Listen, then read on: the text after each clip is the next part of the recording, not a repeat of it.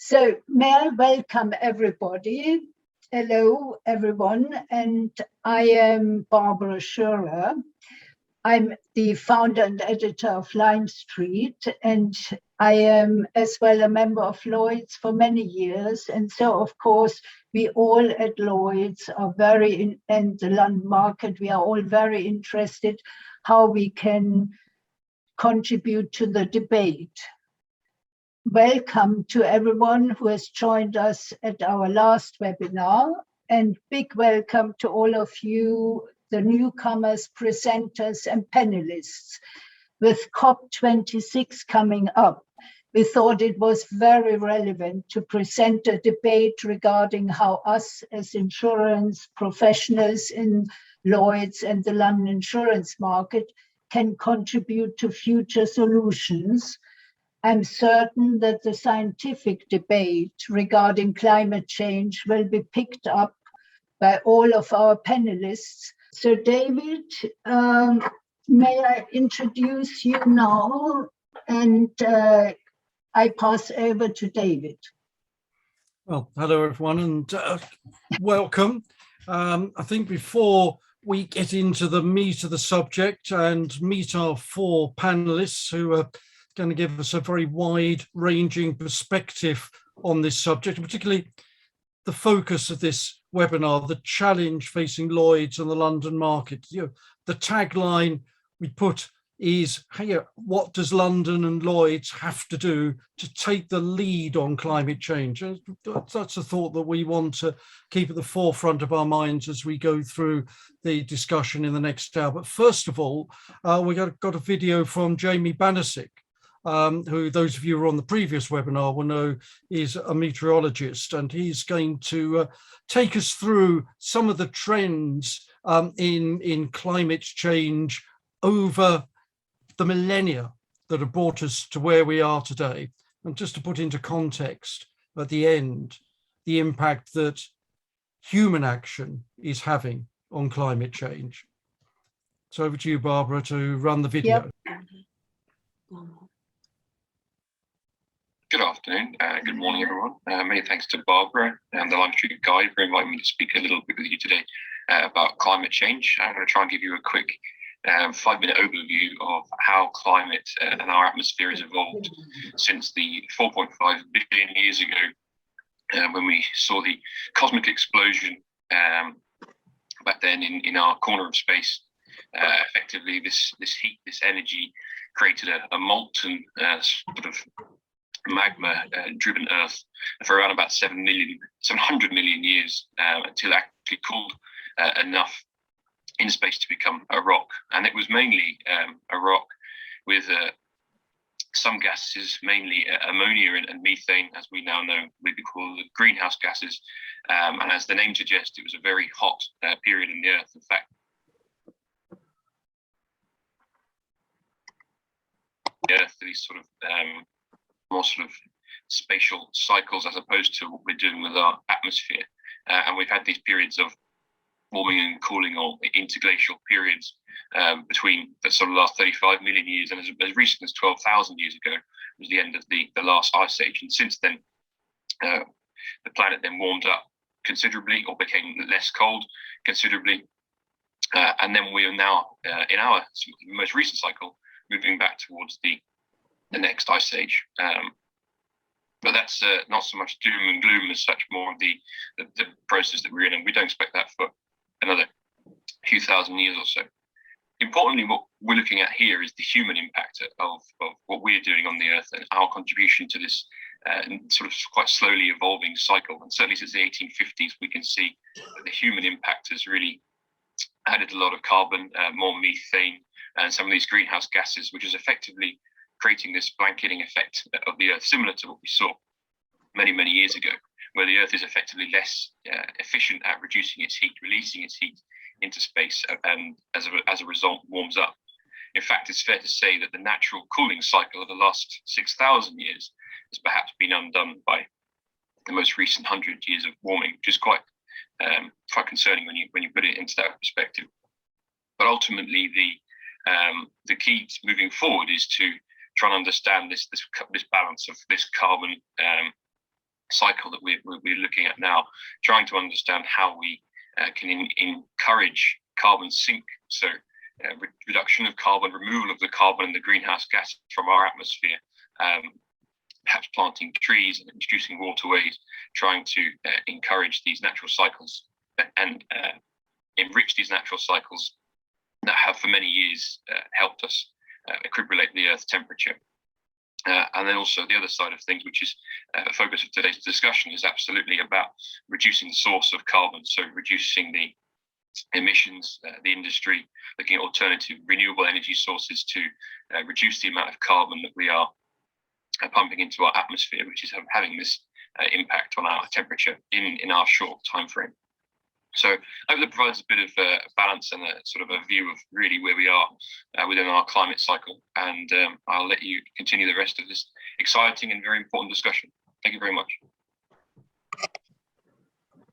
All right.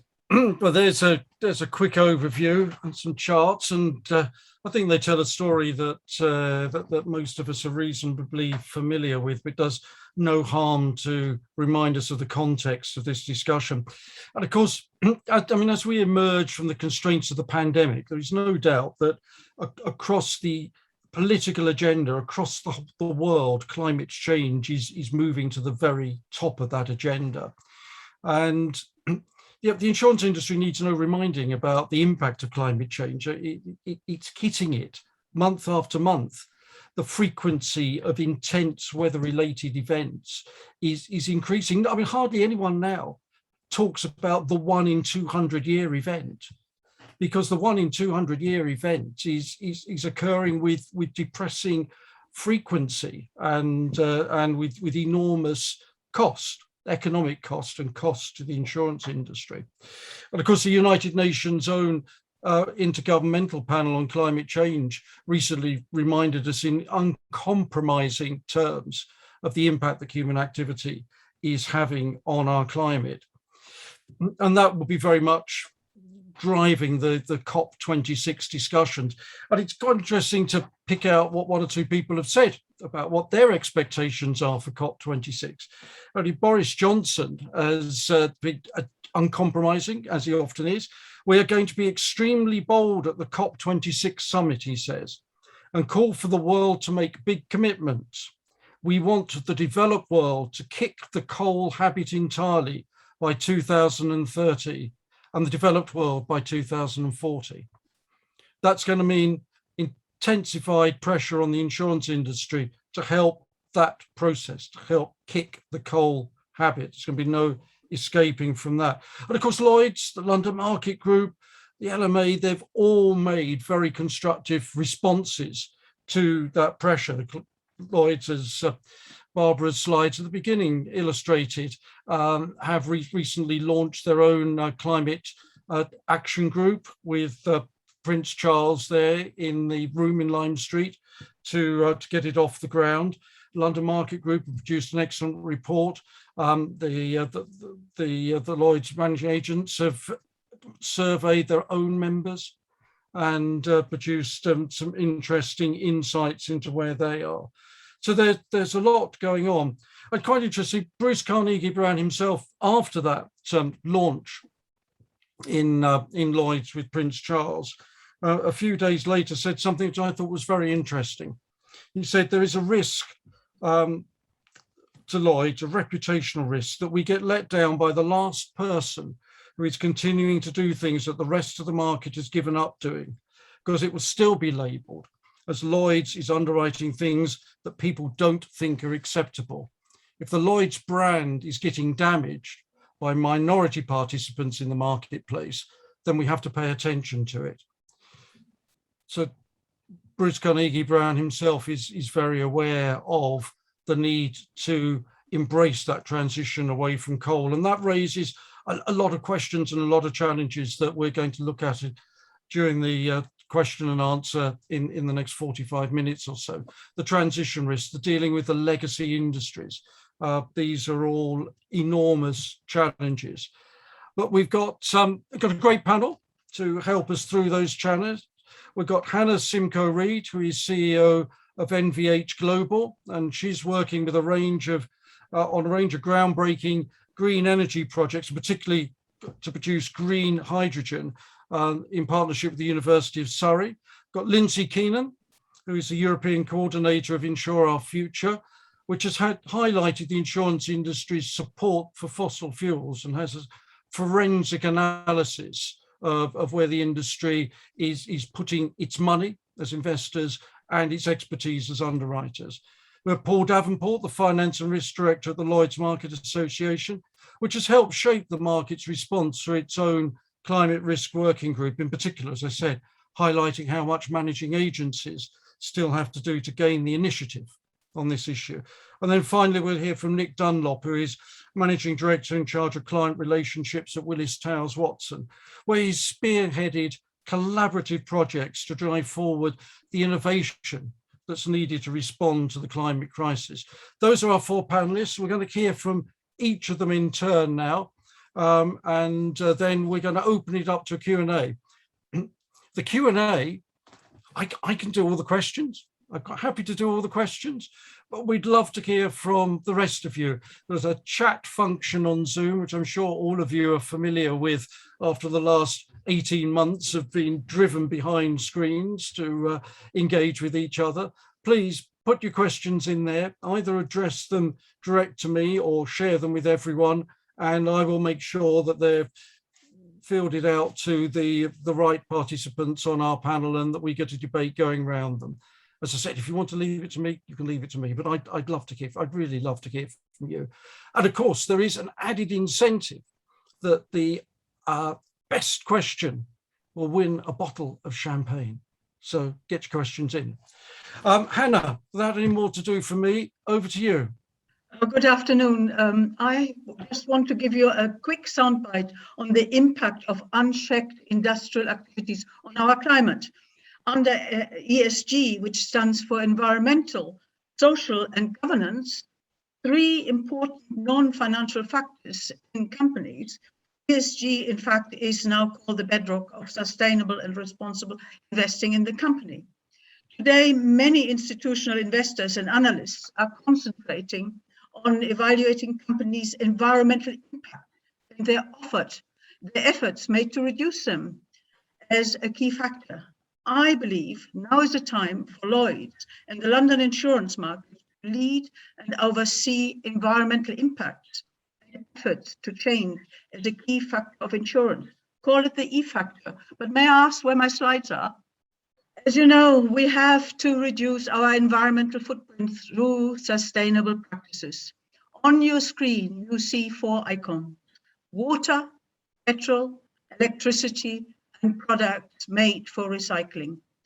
These four icons are totally interconnected and all rely on the Earth's crust resources, which are finite, but at the same time, extraction and production processes produce the highest output of CO2, damaging our global climate. Innovation in technology is available, and increasingly so, to adjust existing old processes, be it in water, be it in production of electricity, be it in recycling, or in petrol. It could be biofuels. But the question is, are they going to be used? And there is reluctance of actually to change the status quo. Could I have the next slide, please? I want to show you something which is frightening. You saw the video before about global warming. This data on your right, the absolute steep increase from 2070 to 2021 shows the increase of CO2 as collected by NASA satellite. And the impact on the world is incredible. And you can see that we are still using coal and oil, natural gas, to produce energy for industry, rather than going down the renewables. They are increasing, but the main effort is still on coal and oil. To further show you the impact of CO2 onto the world, I hope we can embed it's a video from NASA showing the heating of the world from 1880 to 2021. And you can see the increase in climate, which is absolutely frightening. And of course, a huge insurance risk.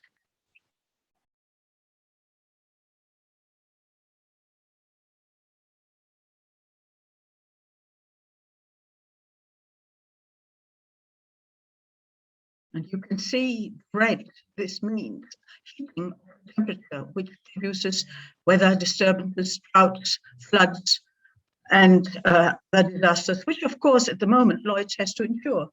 The next slide, please. So what's the solution? Hydrogen has been around for a long time. It's different hydrogen. It's turquoise, it's pink, it's green, it's grey, and that's produced from fossil fuels. The only hydrogen which is not produced from fossil fuel is green hydrogen. It's an electrolysis of, it can be reused water using renewable energy. But because investment is still lacking, there are only a few green hydrogen processes on the market, rapidly being upscaled. And we are working with the University of Surrey, and we have worked over the last 20 years, in particular the last 5 years, in order to come up with new processes which are more effective than the present ones on the market. But in order to actually change and transition into low carbon energy, we need innovative processes which are funded by investors, for government to stimulate the green hydrogen market through both supply and demand. The time is now to really invest in green hydrogen. The next slide, please. This is a campus of the university. We can say we are now using buses driving by green hydrogen. But in order to drive the production of green hydrogen to commercial levels, it needs investment now. We are in fact in the process of raising an EIS in order to build the first very efficient electrolyzer in the ports of Southampton. And we have 2 patented processes which will show that UK can lead the market in new innovation and reducing CO2 to climate. Thank you very much. Anna, thank you very much for that. That's a great insight into one of the many innovations that are being researched and developed around the world to reduce and ultimately eliminate our dependence on fossil fuels. And I think that debate around innovation and who's going to resource it and how it's going to be backed, I think is one for the insurance market to engage with without a shadow of a doubt. So we're going to move on to our next presentation, which is going to be from Lindsay Keenan. And Lindsay's going to talk to us about why insurers need to act and what role the insurance market can play in moving the world away from its dependence on fossil fuels. Lindsay. Thank you, David. What I wanted to start with was the questions that David had posed for me initially, actually, what insurer support for fossil fuels look like and why it matters. So I'm going to start with why it matters, following on from what Hannah said and the previous presentation. Really, it matters simply because of the science. The science couldn't be clearer on climate change and the issues that we face, and the science couldn't be clearer on the fact that degrees of global warming matter, percentages of degrees of global warming matter. And right now, we're heading for 3 or 4 degrees of global warming. We're close to 1.5 just now. The target in the Paris Agreement is to try to limit it to a maximum of 1.5 or well below 2, whatever well below 2 means. Shouldn't mean 1.9, frankly. But what we know is we're already having significant problems. Sorry, David. Yeah, Lindsay, I've seen you've just been made a co-host, so you should be able to share your screen now. Okay, let me try that.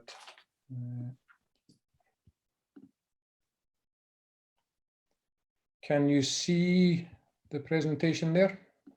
Yep. Yes. Let me just put that into presenter mode and see if that works for me. 1 second. I got a blank screen. Okay, you can see what insurer support looks like. Okay, so as I was saying, it matters because of the science is the very basic. And what we know is that right now, and for a long time, or it's been historically the business, the insurance sector is underwriting companies and projects with high carbon emissions. It's underwriting companies and projects that are developing new sources of fossil fuels, and it's continued to invest in the fossil fuel sector, but most importantly in companies with fossil fuel expansion. And that's really the key part that we need to address. The industry has started to address some of the issues. I've put some stats there. 27 companies that we know of that have restricted insurance for coal, roughly 15% of the primary insurance market, 50% of the reinsurance market, 11 with tar sands policies, 12 with Arctic policies. There's more to be done there, particularly on the reinsurance market, but clearly also across the primary insurance market. European companies have tended to lead, US companies lagging significantly behind, and a big gap, significant movement now starting in Asia as well. On oil and gas, there's been almost no action so far, but it's starting. Certainly we are going to be pushing it hard because that's what the science tells us. A couple of early adopters, but a lot more that needs to be done. And in relation to divestment, I've noted there at least 70 companies we're aware of that have ended or restricted their investments in the coal industry. Restricting your investments in the coal industry, I think now is mainstream. In fact, I think we've stopped counting them because there's so many and we just don't have time to document them all. That should be mainstream.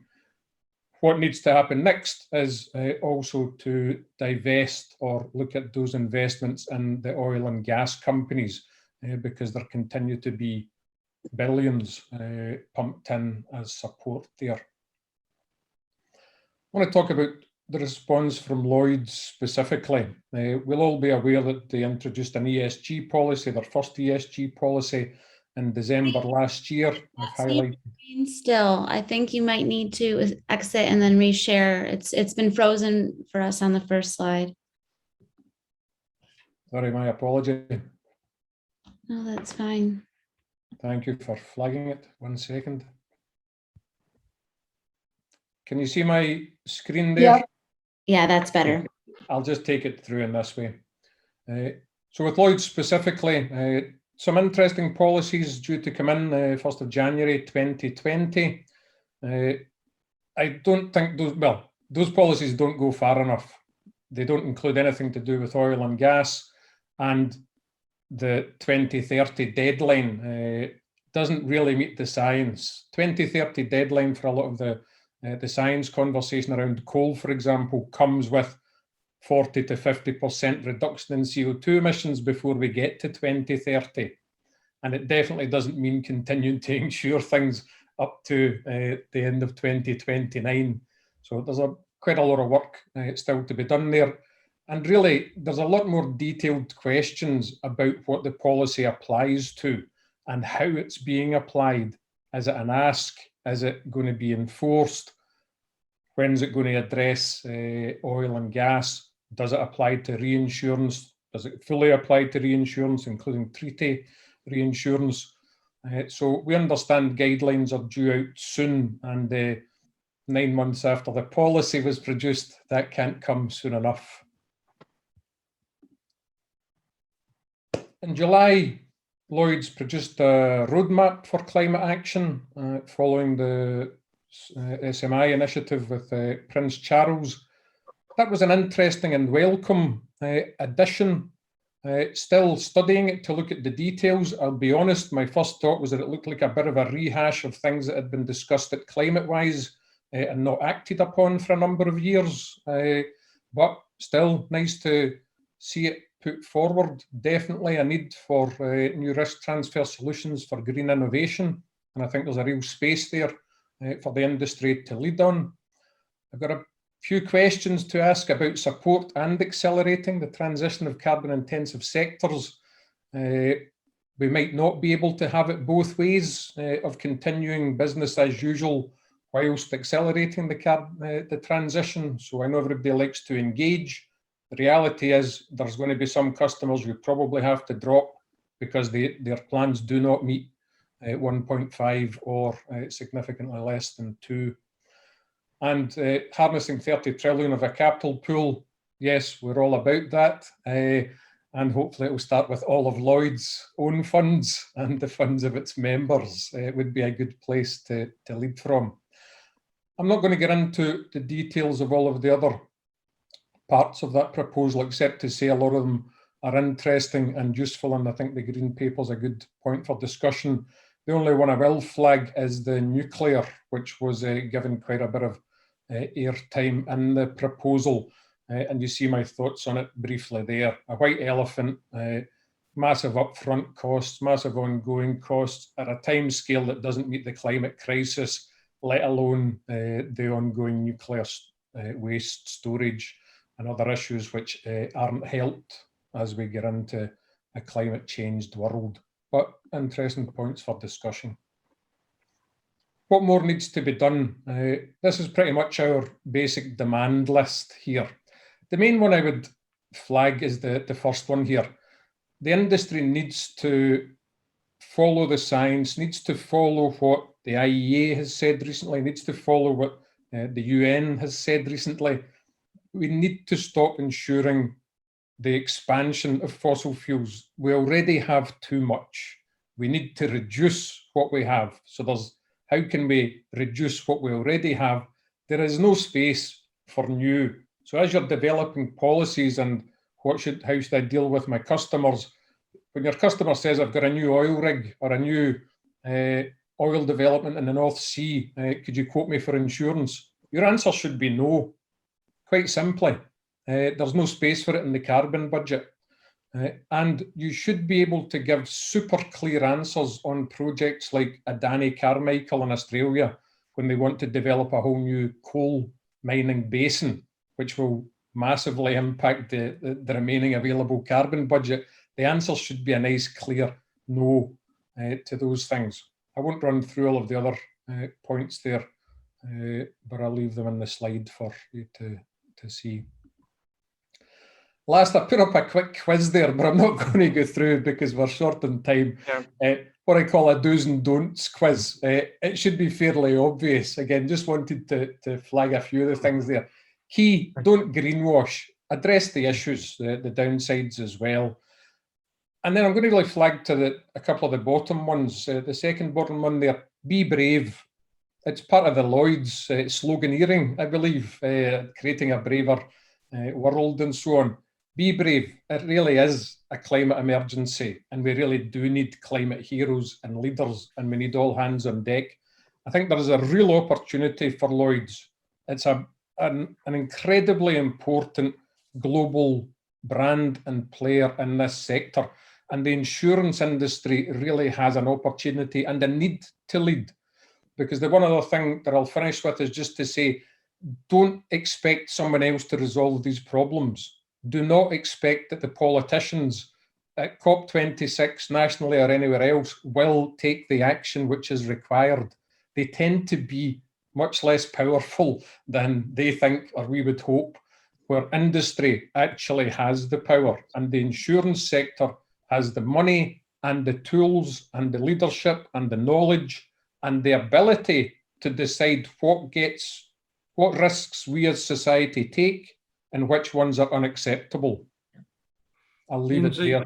Thanks. Thank you very much indeed. That's a big challenge to leave us with as we go into our two insurance market experts. The first of those is Paul Davenport from the Lloyd's Market Association, who's going to talk to us a bit about the market's response, and particularly, I think, Paul, the challenges of herding a diverse market in this direction. So, Paul, over to you. Yeah, thank you very much, David, and good afternoon, everyone. We really are working from the outside in here, aren't we? From the big picture of Earth's 4.5 billion year history to Hannah's perspective on green hydrogen, and Lindsay's perspective, very useful and interesting on what the Lloyd's and insurance market looks like from outside and from those monitoring the climate science. and now we're kind of diving into the world, the mysterious world of Lloyd's and what's going on in there. Actually, it's not just Lloyd's; it's the London market, and that's a market which has a value put on it of about $110 billion of premium per year, of which about $50 billion is the Lloyd's market. So a significant, the largest single chunk of that London insurance marketplace. The Lloyd's Market Association, the LMA, represents the 50 managing agents, insurance companies that form part of that Lloyd's marketplace. But it's worth just kind of describing some of the dynamics of that marketplace. So of the $50 billion or so premium, about 70% of that premium relates to risks outside of the UK. And over 60% of the capital that backs that risk comes from outside the UK. So in every sense of the word, it's a global marketplace. And we're talking about a global issue, a global problem. That puts the Lloyd's market in a unique place as an influencer of the debate, but also that marketplace is exposed to a whole global set of organizations and companies and financial institutions, which are all finding their way through this issue and taking their approach to this. And many of the firms in the Lloyd's market are very much influenced by the group that they're a part of, the ownership structure that they're part of. And so the LMA is often, our role is often to synthesize and try and achieve consensus of views across a diverse marketplace like that. But we also aim to connect with the company market through the IUA and with the brokers through LIBA. And one thing I would say is, since March 2020, when we first went into lockdown and discovered Zoom, this whole issue has gone massively up the agenda in the firms in the Lloyd's market. And you might think, well, pandemic, lockdown, we're all focusing on just surviving and getting through that. And so this kind of issue would take a back seat. But actually, we've seen it go up the agenda because it illustrated, here's what happened when you see a global systemic problem manifest itself. Now, the pandemic is a different kind of problem, but it has pushed the whole thing up the agenda. And and in the early part, you could see the impact on the environment. I think there was a picture of the pollution in the atmosphere over northern Italy when it first went into lockdown, and compared it with the year before, and clear skies. The impact was clear. So it's really encouraging to see it going up the agenda in that way. And I'd just like to highlight three areas of work that we're progressing in the Lloyd's market at the moment. And they are sustainable underwriting. Number two is the development of regulation. And number three is the development of measurement and disclosure requirements. So if I just take each of those three. Sustainable underwriting, first of all, when Lloyd's put out their ESG report in December last year, we formed a group under the LMA of underwriters from multiple classes of business to kind of take those fairly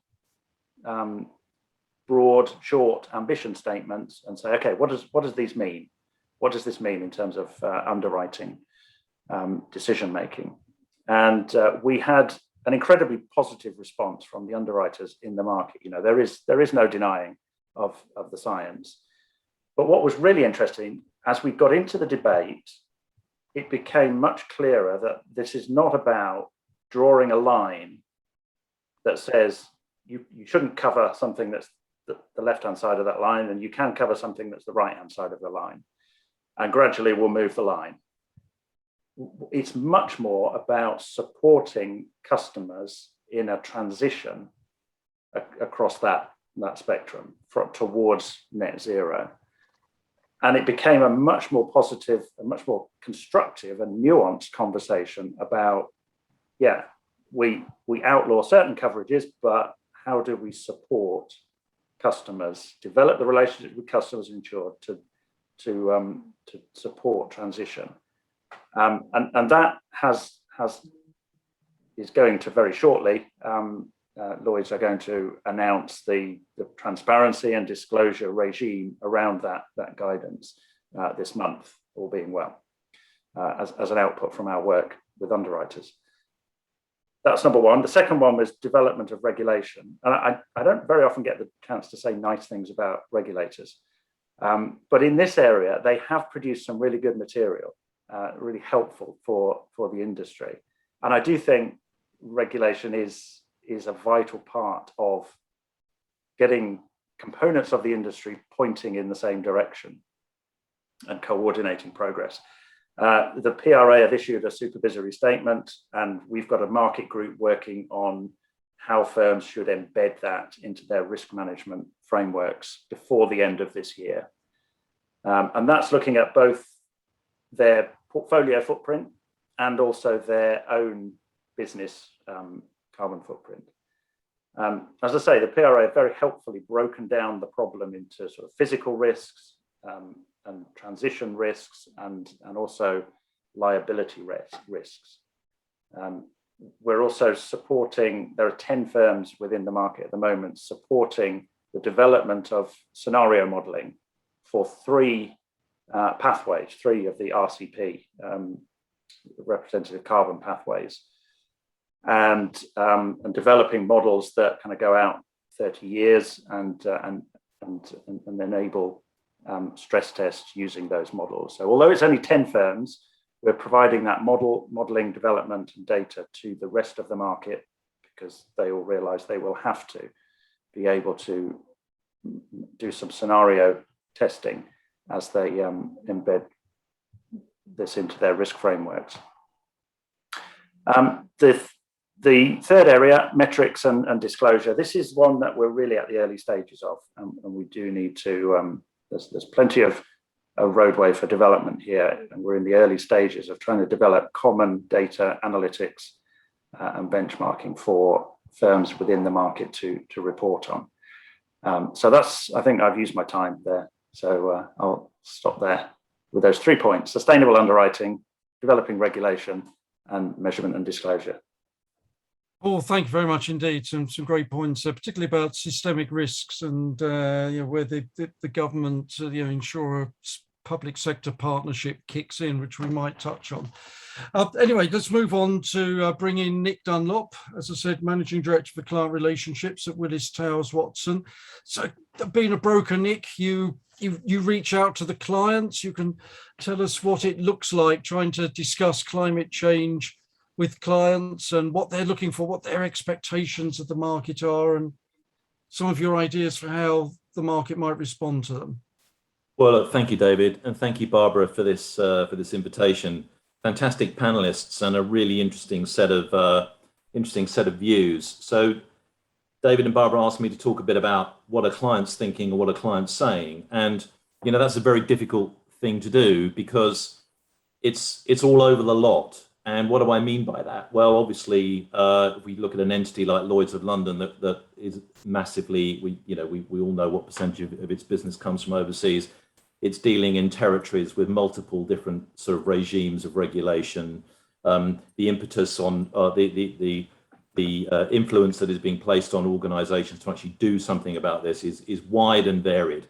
So what I've actually tried to do is to come up with some practical thinking around what is it that generally clients are asking us. And they are asking us, well, what do I practically do about this challenge? And depending where you are, they're all in the same kind of four-way squeeze. So they're all under a sort of a regulatory squeeze, an investor squeeze. There's a squeeze of physics, of the weather that it is inextricably pushing down on them. But I think perhaps the other one as well, which is becoming more and more interesting, and of course is the one that nobody can control, is the broader and wider stakeholder squeeze. So this is all manifesting itself in some form of terrible commercial and reputational issue. How are companies responding to these reputational and commercial issues? And that in turn is depending who it is. I mean, we did a survey last year of how all the major companies in the United Kingdom thought how prepared they were to make a TCFD return. And let's not forget that they're now all being asked to do that. And the answer was very few of them were actually really prepared to make a full TCFD disclosure. So there's a lot of people in a lot of different places.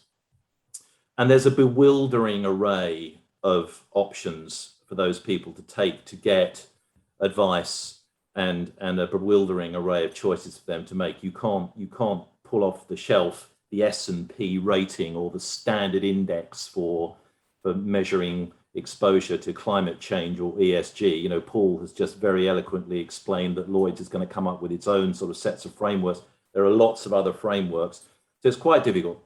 And so I think I'm going to reach out. The first thing I'm going to agree with Lindsay on is that this is a business of collaboration, and climate is something that needs broad collaboration, and every entity needs to get out of its own silos and its own industries to start to work together to crack this problem. And that is immediate and pressing. The more we think from other people's perspectives and learn what is going on, the better off we're all going to be.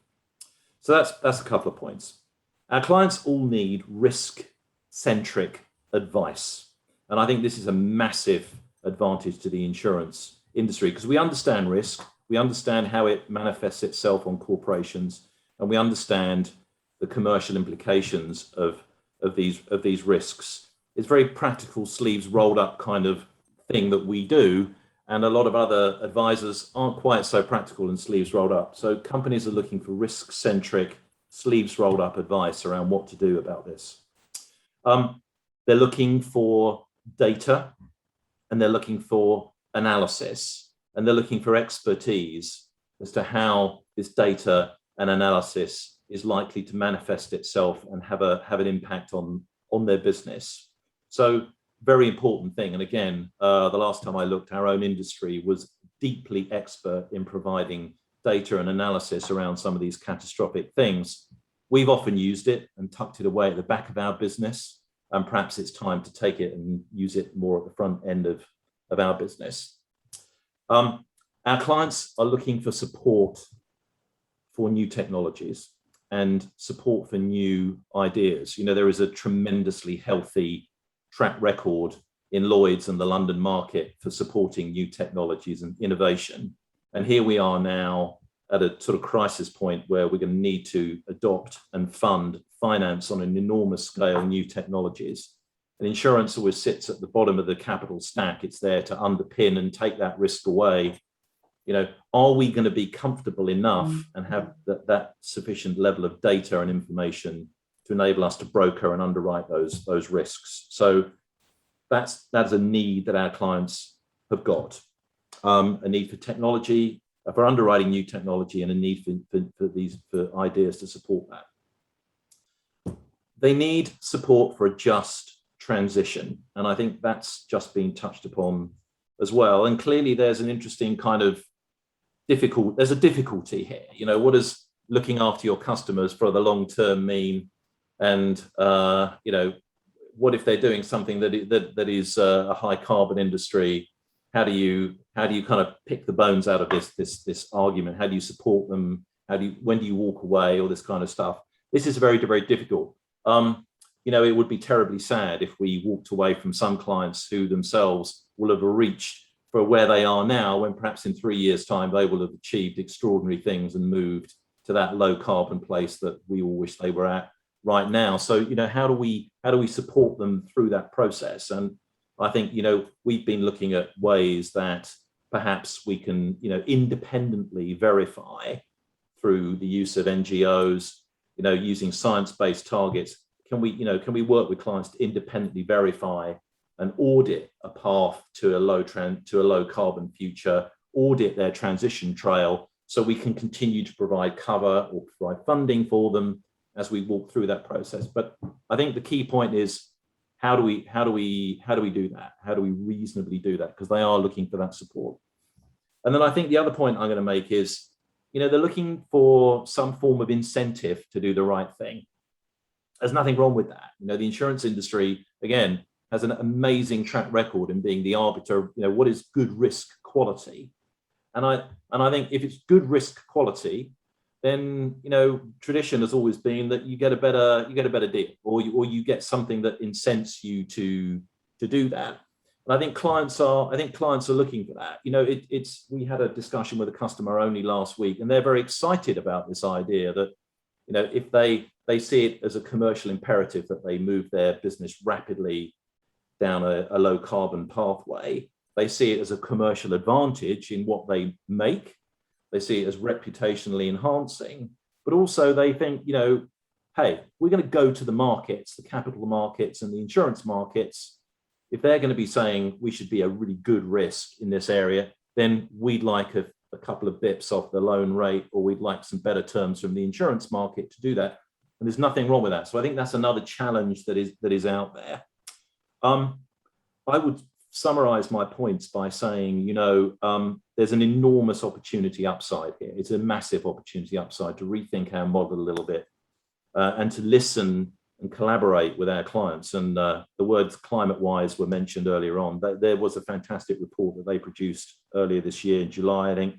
We talked about innovation in the insurance industry, and it does quite clearly mention talking to clients a lot to understand what they want. And, that's pretty obvious to me, but let's kind of do that, not invent things in a sort of vacuum.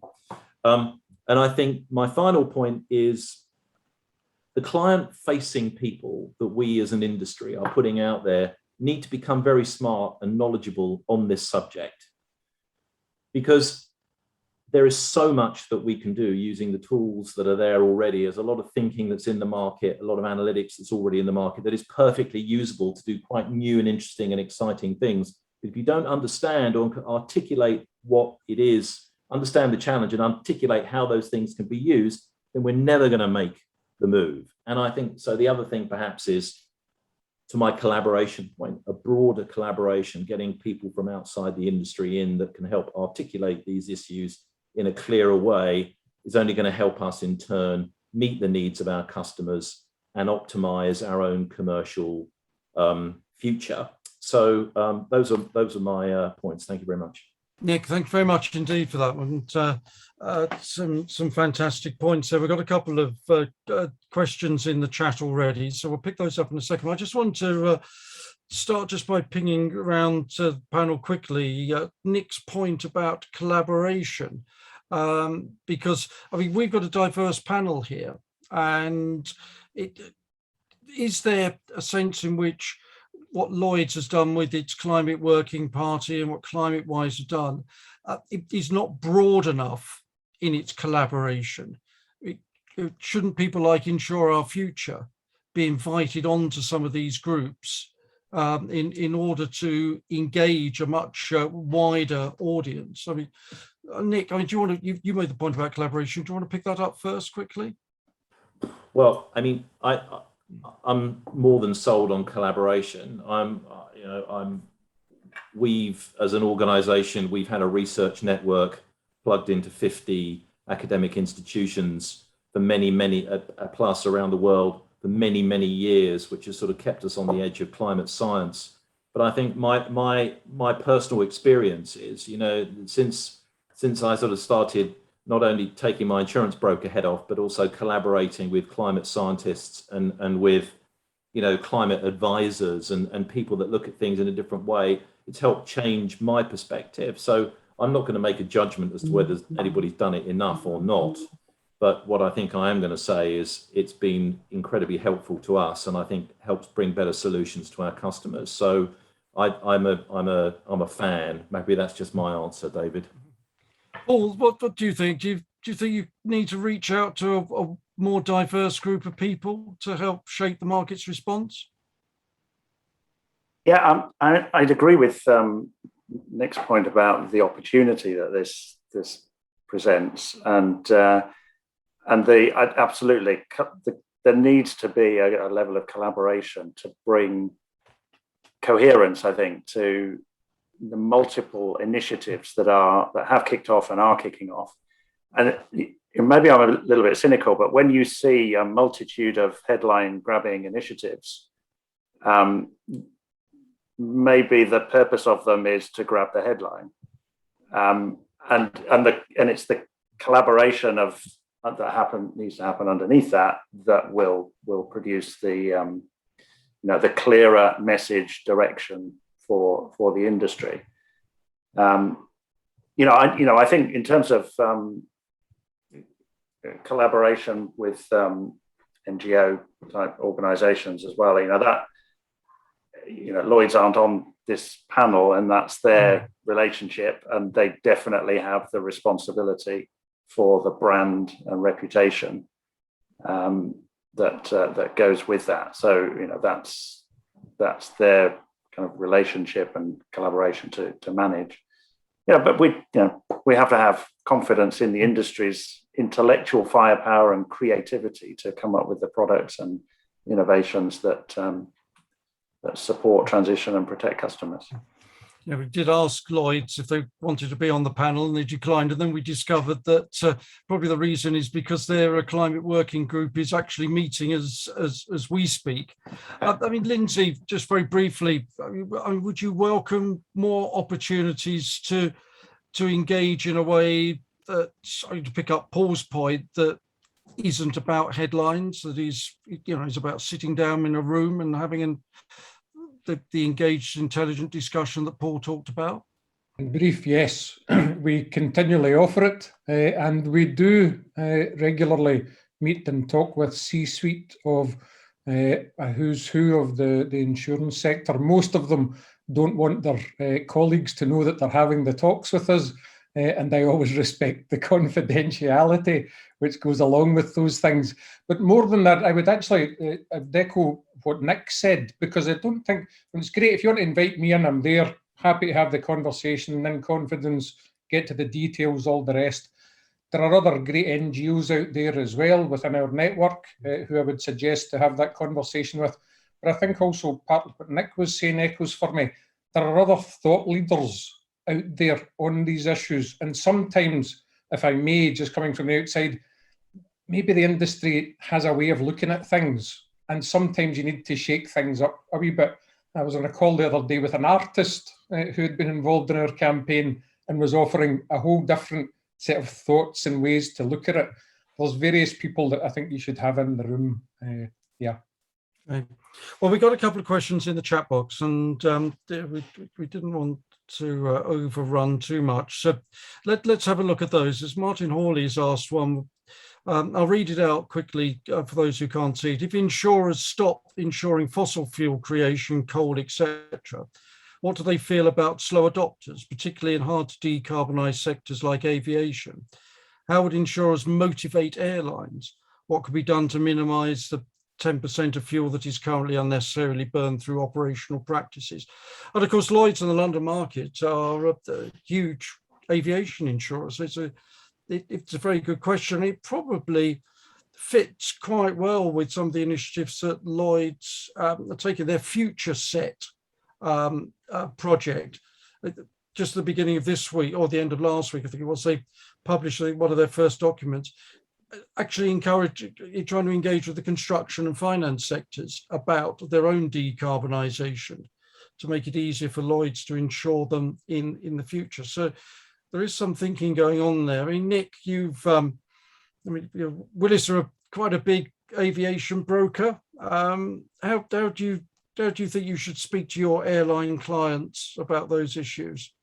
I think this comes back to my earlier point about a transition pathway that's reasonable. And it's sort of, shipping is something which is in a similar kind of situation. And we're very plugged into the World Economic Forum, who have fascinating debates on this. You're going to get to a place where shipping's never going to change, and suddenly it's going to be very changed in quite quick order. You wouldn't walk away from your shipping clients if you know that they're actually doing something. So I think it's this question of a transition pathway, David, and feeling that feeling confident, entirely confident that you are getting an audited approach to, there's an audit approach that you can trust, that is going to say, hey, yeah, look, they're doing everything that these people possibly can to transition. And I think everybody knows that there's some very serious technical issues around getting aeroplanes to fly on stuff that isn't kerosene. It's difficult. And there's going to be other ways that we can bring pressure. We can do more things about the aviation sector. I was very interested this morning to see in the FT that Zurich have made some statements around how little flying they're going to try and do in the future. There's other ways that one can bring, can do stuff, but not to dodge your question. I think it's about, I think the transition, sort of finding a transition pathway, having it audited and relying on that would be a good way of doing it. But we'll try and do that. Just to wait the time, I won't bring anyone else in on that. I'll pick up the questions, one directed at you, Paul, which is to get insurers penalising slow adopters. Do you foresee a time soon when insurance premiums for petrol and diesel cars will have a higher premium than electric? What about houses with energy ratings that are very poor, F-rated houses? Should they be charged larger premiums? Is there insurance profit to be found by pooling together A and B rated homes? And are the homeowners, to make the homeowners more caring of their homes? I mean, it raises all those issues about incentives and using insurance products to provide positive incentives and also negative incentives, and also potentially sort of takes us into the area of resilience and mitigation of the effects of more intense weather, more frequent and more intense weather-related incidents, doesn't it? So it opens up quite a few things. Yeah, it does. It's a really interesting question. And insurance premium traditionally is a risk-based thing. So those kind of ideas about charging based on the fuel of the car or the energy rating of a house it kind of gets into the area of sort of parametric type products, and that sort of thing is being explored as to whether that's an appropriate thing, more on the back of the pandemic situation. But it runs into financial conduct difficulties because of just the difficulty of understanding what the product is and the value of the product that you're selling. So I think those things, those aspects have their place in what will increasingly become a role for the insurance industry in incentivizing good practice and disincentivizing, penalizing poor practice and bad and slow adoption. I think inevitably there will need to be government industry partnership in that sort of direction, such that Nope, Paul's frozen. Yes, I think Paul's frozen, so maybe he'll come back alive in a second. Has anyone else got a particular view on how you can use, or should you use insurance to incentivize better behavior? You froze there, unfortunately, Paul, but... yes, so did you. Yeah, oh, did I? Maybe we all did momentarily, hazards of Zoom. About use, has anyone else got a view on using insurance in this way to pursue public policy objectives? It's something that the insurance industry has traditionally recoiled from, isn't it? It seems a logical place to get to, and there's serious history here. Fire marks on buildings, and the way that London was reconstructed after enormous conflagrations was because, due to the people who understood quality of risk. And I think that there's a serious role here for us to to play. We really understand the risk, and I think that's terribly important here. I think actually within that statement there is a sort of there's a whole new sort of business because there's doing insurance, but the actual mechanics of understanding the risk itself, which I made a comment earlier on, David, with a lot of stuff here that we've had tucked away in our bottom drawers that we've used as an industry to professionally deliver a product, is now extraordinarily valuable, and the thinking and the science and the metrics and the models all extraordinarily valuable to corporations themselves. So I think there's not only our ability to sort of do what you say, which is to kind of wrap ourselves around things and go, yeah, we'll do that, we won't do that, or that's a good risk, but I think also to help clients understand what's good and what's bad in a more active way, I think is a very interesting. No, have we all frozen again? And growth for us. So it's taking the knowledge of our industry off in another way. So, that's a kind of two answers. I think yes, I think it will happen, and B, I think there's more in there than just saying yes or no. Right. I think thank you very much for that, Nick. We've run out of time, unfortunately. There's so many other issues we could discuss around this, and so many issues that all four of you have tabled for us to go away and think about. I'd just like to wrap up very quickly, very succinct answers. What one key action would you like to see Lloyd's and the London market take in order to get on the front foot on this issue?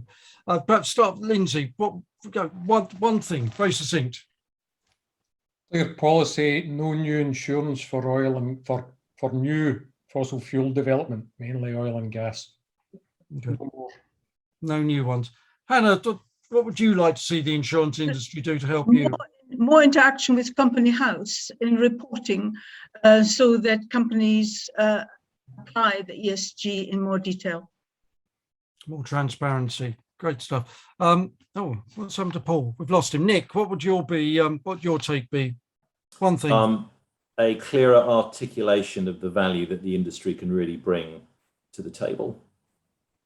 Okay, great stuff. Okay, well, thank you very much, the four of you. I think I said we seem to, I can't see him on my screen, we seem to have lost Paul momentarily. So, but Hannah, Lindsay, Nick, thank you, and Paul in absentia, thank you. What is there to say to wrap up? I mean, there's so many key messages there. Collaborate, innovate, engage, be brave. I think that's a fantastic sentiment to share with us. Yeah, there is a route for Lloyd's and the London market to lead the world's insurance industry in the right direction on this. And I think we've tabled a lot of ideas that I hope people get a chance to go away and think about, both those who've been on the webinar and those who've asked Barbara to share with them afterwards the recording of this session. So thank you. I think I'm meant to pick the best question.